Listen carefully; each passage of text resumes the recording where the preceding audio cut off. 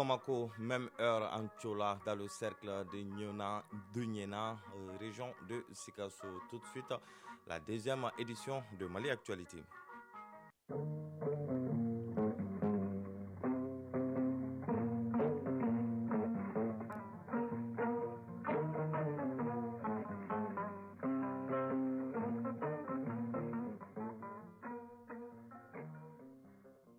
Le journal Bemba Sibi.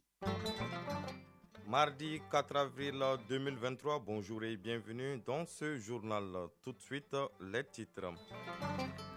Les nouveaux vecteurs aériens mis à la disposition des FAMA commencent à porter fruit. Rien qu'en mars dernier, les FAMA ont effectué 64 sorties, neutralisé 168 djihadistes, saisi 54 armements. Des informations partagées au cours de la traditionnelle conférence de presse de la DIRPA.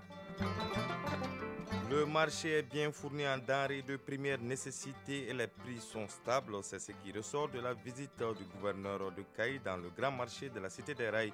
Nous en parlons dans ce journal avec Benoro Fofana. À Bamako, le CENU dispose de 6 bus pour transporter les étudiants à l'université de Kabbalah, ce qui est loin d'être suffisant. Les retards causés par les temps d'attente prolongés perturbent les études de certains étudiants. Le dossier de Djouratie Djakité à suivre dans un instant. Dans la chronique initiative citoyenne de ce mardi, Ousmane Dao nous fait découvrir l'association malienne pour la concorde, l'éducation et la culture islamique. En 31 ans d'existence, elle assiste la population dans plusieurs domaines. Et puis en sport, il sera question du tournoi international amical de basketball des moins de 16 ans en filles et garçons qui a commencé hier et du football avec la 13e journée du championnat national de Ligue 1. Un seul match est au programme aujourd'hui. Voilà pour les titres, le développement dans un instant.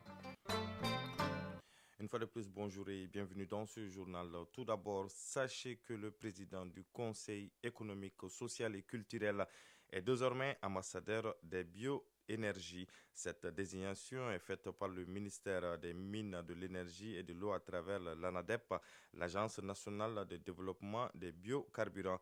Le ministre Lamine Sédou Traoré a été reçu en audience par le nouvel ambassadeur des bioénergies qui a accepté d'assumer cette mission de sensibilisation et de mobilisation des fonds pour le développement de la bioénergie au profit des populations. Écoutons à ce sujet le ministre à sa sortie d'audience. Il est au micro de Batraouri. D'une part, remercier le président pour avoir accepté notre choix de le désigner comme ambassadeur de la question des bioénergies au Mali à travers l'Agence nationale de développement des biocarburants, mais aussi prendre contact avec lui et l'ensemble de son équipe par rapport justement à la feuille de route que nous avons établie dans le cadre de la promotion des bioénergies au Mali. Et nous repartons aujourd'hui très satisfaits de l'engagement vraiment du président et de toute son équipe d'accompagner le ministère des Mines, de l'Énergie et de l'Eau à travers l'Agence nationale de développement des bioénergies, de nous accompagner, de nous épauler, de nous aider surtout à sensibiliser les producteurs dans la culture de tout ce qui est produit de bioénergie.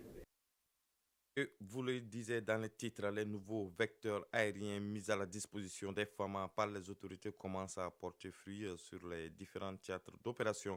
Rien qu'en mars dernier, les forces armées de sécurité ont effectué 64 sorties, neutralisé 168 djihadistes, saisi 54 armements et fait des actions civilo-militaires au bénéfice des populations.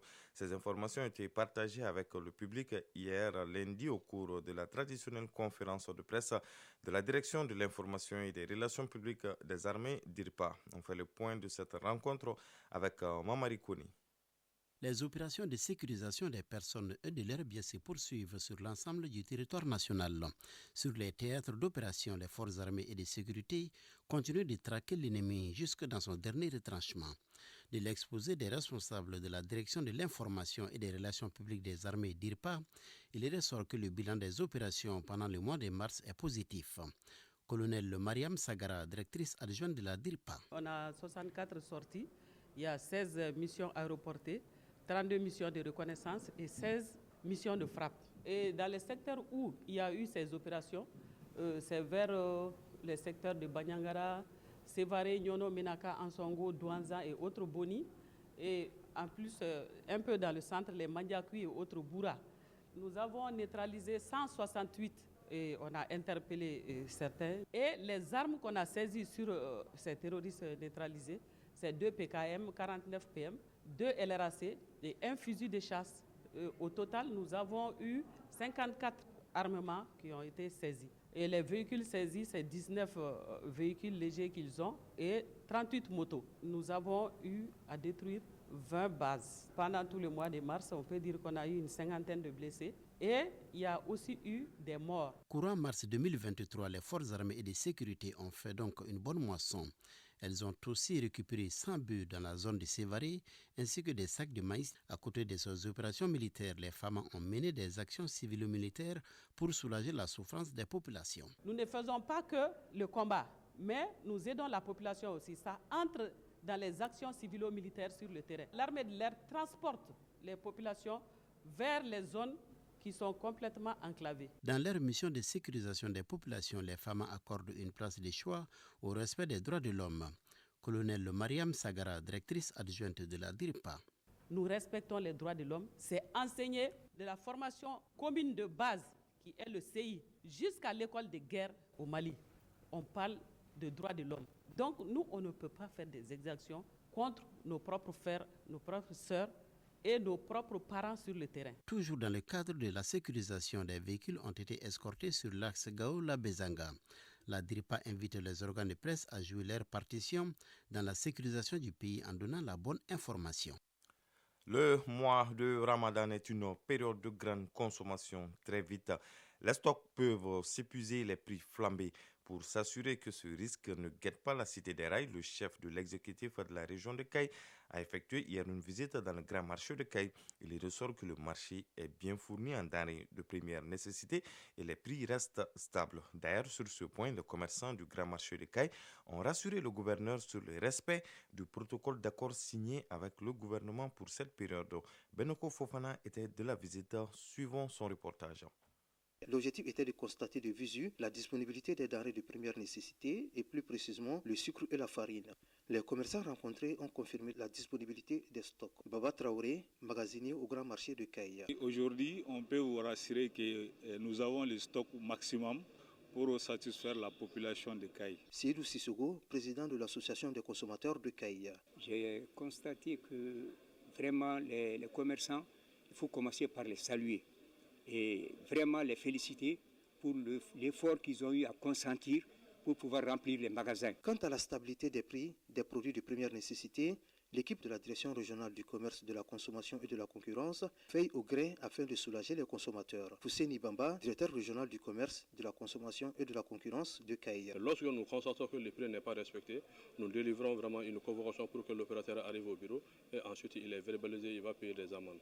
Après avoir sillonné le marché, le chef de l'exécutif régional se dit satisfait de cette visite. Colonel Moussa Soumaré, gouverneur de la région de Caïa. Les denrées subventionnées par l'État respectent les prix qui sont fixés par l'État et ses partenaires. Le sucre local qui est vendu à 28 000 francs et le sucre importé entre 29 000 et 30 000 francs CFA. Notons qu'au cours de cette visite du gouverneur, les commerçants ont rassuré de respecter le protocole d'accord signé avec le gouvernement durant cette période de forte consommation. Kaïa, Benoko Fofana, Lassana Keita pour l'ORTM. En troisième région, les acteurs de la santé des régions de Sikasso, Bougouni et Koutiala ont pris part hier lundi à Sikasso à la journée d'information et d'orientation sur la campagne de distribution de moustiquaires 2023. Une campagne qui prévoit la distribution de plus de 12 millions de moustiquaires imprégnés d'insecticides à longue durée sur toute l'étendue du territoire. La journée est organisée par Catholic Relief Service avec l'appui du Fonds mondial de lutte contre le sida, la tuberculose et le paludisme. Le compte-rendu de Mustapha Doumbia. La présentation du plan d'action de la campagne de distribution de moustiquaires est l'un des moments clés de cette journée d'information et d'orientation des acteurs sur la campagne de distribution de moustiquaires imprégnés d'insecticides à longue durée. Une journée organisée par Catholic Relief Service avec l'appui du Fonds mondial de lutte contre le sida, la tuberculose et le paludisme. Dr Mohamed Togola, chargé de projet paludisme Fonds mondial à Catholic Relief Service. Le projet NFM3 Malaria prévoit d'accompagner la région de Sikasso dans la lutte contre le paludisme.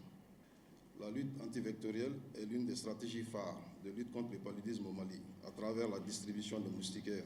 La campagne qui va concerner l'ensemble du territoire prévoit plus de 12 millions de moustiquaires. L'initiative est saluée par les autorités et par les services techniques eu égard aux indicateurs du paludisme. Dr Seibou Koulibaly, représentant du Programme national de lutte contre le paludisme.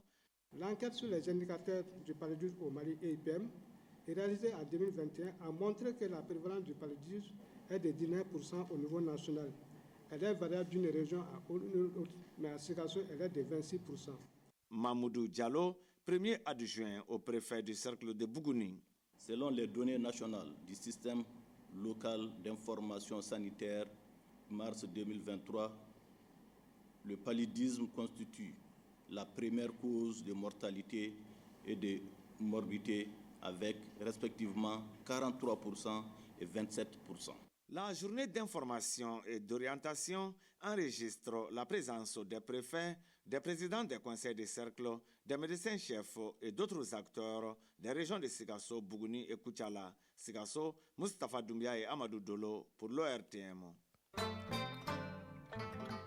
13h passées de 11 minutes à présent, l'actualité hors de nos frontières. Le Sénégal fête ce mardi son 63e anniversaire de l'indépendance du pays. À cette occasion, le président Macky Sall s'est adressé hier soir pour un traditionnel message à la nation. À moins d'un an de l'élection présidentielle et après des tensions politiques ces dernières semaines, le chef de l'État s'est dit ouvert au dialogue. En Côte d'Ivoire, la session parlementaire 2023 s'est ouverte hier et en tant qu'invités spéciaux, 25 délégations de parlement du continent ont assisté à cette cérémonie officielle car en même temps se tenait la conférence des présidents d'assemblée de section de la région Afrique de l'Assemblée parlementaire de la francophonie. Parmi les pays hôtes figurent l'Afrique du Sud, le Rwanda, l'Algérie, le Sénégal ou encore le Niger. Le président de l'Assemblée nationale du Niger, Zeyni Oumarou, a proposé la mise en place d'un organe interparlementaire pour mutualiser les efforts dans la lutte contre le terrorisme. Au moins un mort et plusieurs dizaines de blessés après le déraillement d'un train aux Pays-Bas, dans le sud des Pays-Bas. Selon les services de secours, le train a déraillé après avoir heurté des équipements de construction sur la voie dans un village proche de La Haye, ont-ils indiqué. Une personne est décédée et au moins 30 autres ont été blessés. 11 personnes ont été recueillies chez les riverains, tandis que les blessés graves ont été transportés à l'hôpital, précise la même source. Aux États-Unis, l'ancien président Donald Trump est depuis hier soir à New York, son ancienne ville. Il doit comparaître ce mardi devant la justice lors d'une audience sans précédent qui divise et fascine l'Amérique. Ce qu'aucun autre ancien président américain n'a connu, c'est-à-dire inculpé dans une affaire de paiement à une star du X. Un dispositif de 35 000 policiers a été déployé à New York. Également, les services secrets chargés de la protection de l'ancien président. À 13h passées de 13 minutes, retour au Mali avec ce dossier. L'une des missions du Centre national des œuvres universitaires CNU est d'assurer le transport des étudiants. À Bamako, les CNU dispose de 6 bus pour transporter les étudiants à l'université de Kabala. Vu le nombre d'étudiants inscrits dans les facultés de cette université, ces bus ne sont pas suffisants. Un manque qui a un impact sur les études de certains étudiants, nous dit Duratie Diakité dans ce dossier. Les bus sont en retard pour nous. Les bus sont insuffisants, franchement. Ces propos résument le sentiment général des étudiants inscrits à l'université de Kabala. Au point de départ des bus de transport du CNU sur la colline de Badalabougou, Les étudiants font la queue tôt le matin. Dès qu'un bus se pointe, ils se précipitent et bonjour les bousculades. Khalifa Sissé, étudiant. Les bus de transport réservés aux étudiants ne sont pas suffisants parce qu'on est entassé dans ces bus. Très souvent, on est sur pied. Abdraman Nomoko, étudiant. Vu le nombre d'étudiants, les bus sont insuffisants. Les bus, une fois partis, ne reviennent pas de sitôt. Ismaïla Doumbia et ses camarades s'impatientent. On passe des heures ici sans trouver de bus. Ça impacte sur nos études. Selon les chauffeurs, ces retards sont dus principalement à l'embouteillage. Karim Goïta, chauffeur. En temps normal, chaque bus peut faire 4 tours, dès le matin et dès le soir. Mais les chaussées sont dégradées et rétrécies. C'est très difficile d'atteindre l'université de Kabala car il y a toujours de l'embouteillage. On peut faire 3 heures ou souvent 4 heures de temps entre la colline de Badalabougou et l'université de Kabala. Ces conditions de transport ne sont pas sans conséquences. Elles empêchent plusieurs étudiants à suivre régulièrement les cours. Et ce n'est pas tout. Youssouf Djibril Maïga est étudiant. Quand on vient en retard, le jour de la composition ou le jour du semestre, tu vas voir que vraiment il y a une grosse difficulté par rapport à ceux qui viennent toujours à l'heure. Djeneba Soso, étudiante. J'ai déjà raté une évaluation à cause du bus. Ça m'a tellement choqué parce que nous nous levons tôt et puis nous venons trouver qu'il y a des problèmes à cause du bus. Khalifa Sissé, étudiant. Ça a un impact très négatif sur notre éthique parce que vous savez, très souvent les gens vont en retard. Surtout quand il y a des examens, on va trouver que les gens ont commencé. Pour résoudre ces problèmes de bus, l'association des élèves et étudiants de la faculté des lettres et des sciences du langage a mené plusieurs démarches auprès du CNU en vue d'augmenter le nombre de bus réservés aux étudiants. Souleymane Kone, membre de l'AEM de la faculté des lettres et des sciences du langage.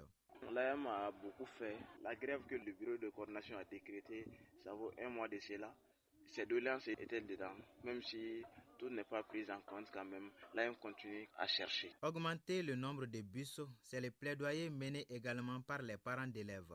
Un plaidoyer d'autant plus légitime quand on sait que le nombre d'étudiants inscrits à l'université de Kabala augmente d'année en année.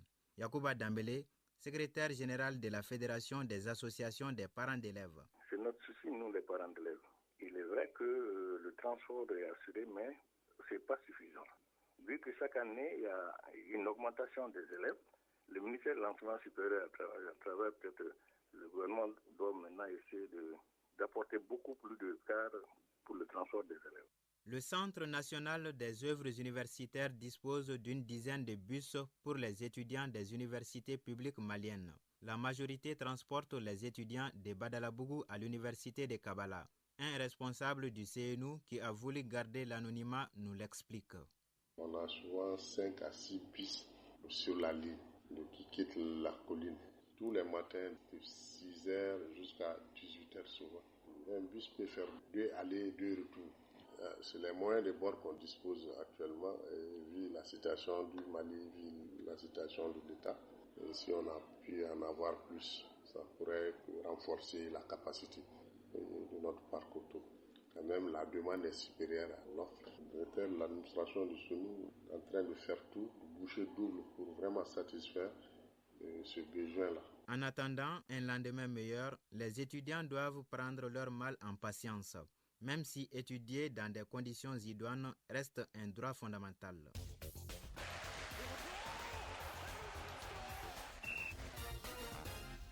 Il est là, fidèle au poste, comme tous les mardis, pour nous donner l'essentiel de l'actualité sportive. Aujourd'hui, c'est Siragatou Sissi. Bonjour Siragatou. Bonjour Bemba Sibi. On commence avec le coup d'envoi hier au Palais de Sport Salamatou Maïga du tournoi international amical de basketball des moins de 16 ans en filles et garçons.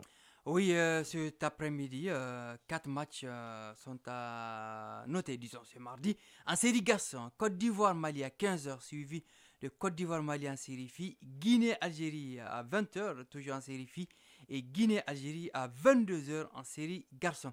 Hier, le Mali a donc assuré le spectacle devant ses supporters. D'abord chez les filles, 80-26 face à l'Algérie et ensuite 111-50 chez les garçons. La Guinée, autre résultat, domine la Côte d'Ivoire 89-67 au niveau des garçons. La Côte d'Ivoire prend le dessus 70-45 sur la Guinée dans la catégorie des filles. Ce tournoi international amical de basket sert de préparation pour les 4 sélections nationales. Football à présent, championnat national de Ligue 1, un seul match au compte de la 13e journée a lieu cet après-midi. Oui, ce sera au stade de Diarra H de Koulikoro à partir de 16h30. Binga FC reçoit El Seba hier. L'AS Black Stars de Badalabougou et l'Union sportive de Bougouni ont fait match nul. Un but partout. Cette 13e journée se poursuit demain mercredi. Et un tour en Europe pour parler de championnat et coupe nationale. En Premier League anglaise, 8e journée en retard. Chelsea, 11e, 38 points. Accueille Liverpool, le 8e, 42 points à 19h, temps universel des clubs, traverse actuellement une zone de turbulence.